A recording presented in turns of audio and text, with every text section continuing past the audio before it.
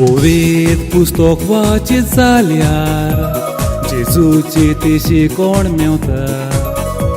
मार्गूचो 11 वर अशें पळय सांगता. देवाचेर भावात दोरात म्हणून 22वी वळ फॉर्मायता. भावार्थ दवरून तुजी येल्यार विस्मितां जावं येता. सोबे माजार कावजेक सांगता मोच्या सोवें तो गळ्ळलो. काणकोण वेर्ना सकाळचो बायक घेवन कामाक वेतालो.